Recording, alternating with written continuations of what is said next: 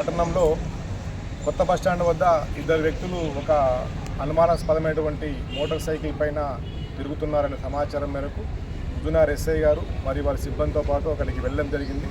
వెళ్ళి ఆ ఇద్దరు వ్యక్తుల్ని పట్టుబడి చేసి ఆ మోటార్ సైకిల్ యొక్క వివరాలన్నీ తెలుసుకునగా దానికి తగిన ఆధారాలు లేకపోవడం వల్ల వాళ్ళని తగు విధంగా వాళ్ళని విచారణ చేయడంతో వాళ్ళు మొత్తం ఒక 6 మోటార్ సైకిల్ని దొంగతనం చేసి వాటిని ఒకటి హుజూర్నగర్ ఈరోజు పట్టుకున్న మోటార్ సైకిల్ హుజూర్నగర్ ప్రాంతానికి సంబంధించింది.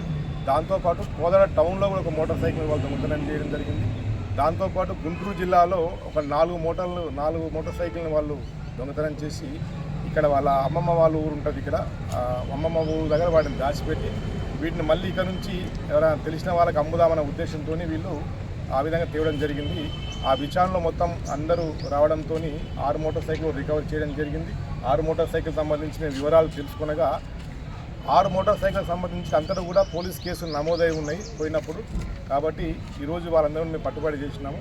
వీళ్ళ యొక్క మెయిన్గా వీళ్ళ యొక్క ఏ విధంగా వీళ్ళు చేస్తారంటే వీళ్ళు మోటార్ సైకిల్ దొంగతనం చేసిన తర్వాత అవతల వ్యక్తి యొక్క వీక్నెస్ని బట్టి, అంటే ఫస్ట్ అతనికి 40,000 చెప్తారు, 30,000 అంటారు, లాస్ట్కి ఎంత ఇస్తే కూడా వాళ్ళకి అమ్మేసుకొని పోయేటువంటి ఆస్కారం ఉంటుంది. బండికి దానికి ఎలాంటి ఫోన్ నెంబర్ ఉండదు బండికి. మా సహజంగా వాళ్ళు తీసుకునే వాళ్ళు కూడా ఏంటంటే ఆ బండి number, chassis number, engine number check చేసుకుంటే అది ఎవరి పేరు మీదో తెలుస్తుంది.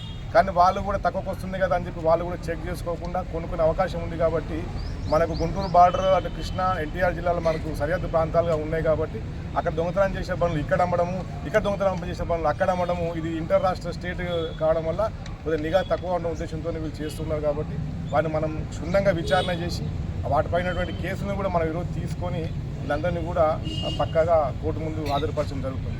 కాబట్టి మీ అందరికీ హుజూర్నగర్ పట్టణం మరియు నియోజకవర్గ ప్రజలందరికీ తెలియజేయడం ఏమనగా, మీరు మీ యొక్క మోటార్ సైకిల్ మీరు కొనాలనుకున్నప్పుడు అవి సీల్ బండ్లు కొనడం అనేది చాలా ఇంపార్టెంట్.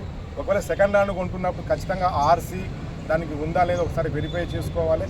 దాంతోపాటు అమ్మే వ్యక్తి యొక్క యాన్సిడెంట్ ఎలాంటి వాడు, వీడు తెలిసిన వాడా తెలియని వాడా వెరిఫై చేసుకోవాలి. వాళ్ళు ఏదైనా ఊరి పేరు చెప్తే నిజంగా అసలు ఆ ఊళ్ళో ఈ వ్యక్తి ఉన్నాడా లేదని వెరిఫై చేసుకొని తీసుకుంటే బాగుంటుందని చెప్పని పోలీసు వారి సూచన మీకు చేయడం జరుగుతుంది. ఈ ఇద్దరు వ్యక్తులు కూడా వీళ్ళిద్దరు కూడా గుంటూరు చెందిన వాళ్ళు, ఆ గుంటూరు నుంచి ఇక్కడికి వచ్చి అభ్యర్థన చేస్తూ ఉన్నారు. కాబట్టి వీళ్ళందరినీ ఇప్పుడు మనము పట్టుబడి అరెస్ట్ చేసి వీళ్ళని కూడా జైలుకు రిమాండ్తో తరలిస్తున్నాం.